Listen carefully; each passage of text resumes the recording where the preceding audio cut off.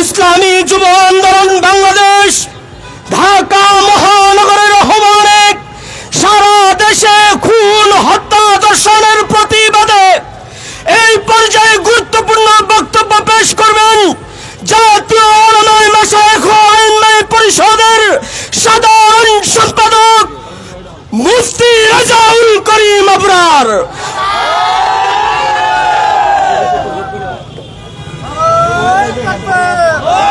আসসালামু আলাইকুম ওয়া রাহমাতুল্লাহি ওয়া বারাকাতুহু। নাহমাদুহু ওয়া নুসাল্লি আলা রাসূলিহিল কারীম, আম্মা বা'দ। অত্যন্ত দুঃখ ভারাক্রান্ত হৃদয় নিয়ে আজকে আমরা এখানে উপস্থিত হয়েছি। আইয়ামে জাহিলিয়াতের যে সকল ঘটনা আমরা বইতে পড়েছি, বাংলাদেশের নব্য চাঁদাবাজরা আজকে গত পরশু এমন একটা ঘটনা ঘটিয়েছে যে ঘটনা আইয়ামে জাহিলিয়াত তথা মূর্খতার যুগকেও হার বানায়। বাংলাদেশের 2024-এর জুলাই আগস্টের গণবিপ্লবের পর আমরা একটা দলকে দেখেছি, তারা বাংলাদেশের রাষ্ট্র ক্ষমতায় যাওয়ার জন্য উঠে পড়ে লেগেছেন। বাংলাদেশের রাষ্ট্র ক্ষমতায় গিয়ে আপনারা আমাদেরকে কোন মধু দিবেন গত 9 মাসে বাংলাদেশের মানুষ সেটা দেখে ফেলেছে।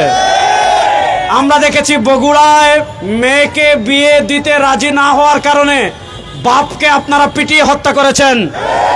আমরা দেখেছি ভোলায় স্ত্রীকে বেঁধে স্বামীর সামনে ধর্ষণ করেছেন।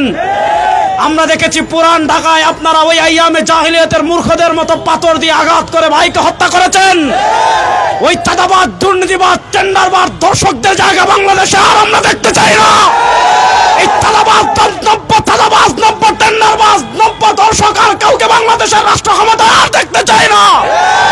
এবার বাংলাদেশের দেশপ্রেমিক মানুষের সামনে সময় এসেছে, ঐক্যবদ্ধভাবে হাসিনা যেই পথে পালিয়েছে, নব্য চাঁদাবাজ, টেন্ডারবাজ, খুনিদেরকে পিটিয়ে সেই দেশে পালাতে বাধ্য করতে হবে। আমরা কোনো চাঁদাবাজদের সাথে আপোষ করিনি, এখনো করব না। আমরা কোনো টেন্ডারবাজদের সাথে আপোষ করিনি, এখনো করব না।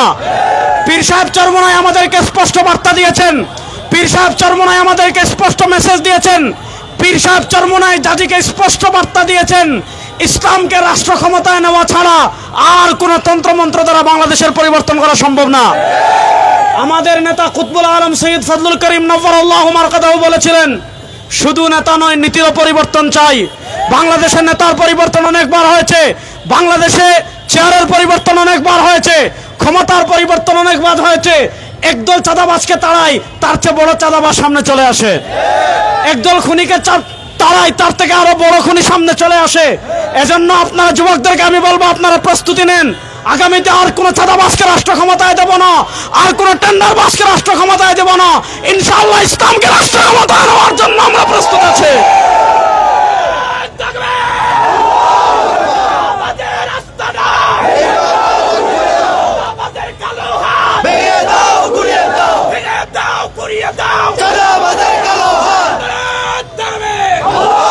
আমি আরেকটা কথা বলি, ইসলামী আন্দোলন বাংলাদেশ ঐক্যমত্য কমিশনে পৃথক শরিয়া কোডের প্রস্তাবনা করেছিল।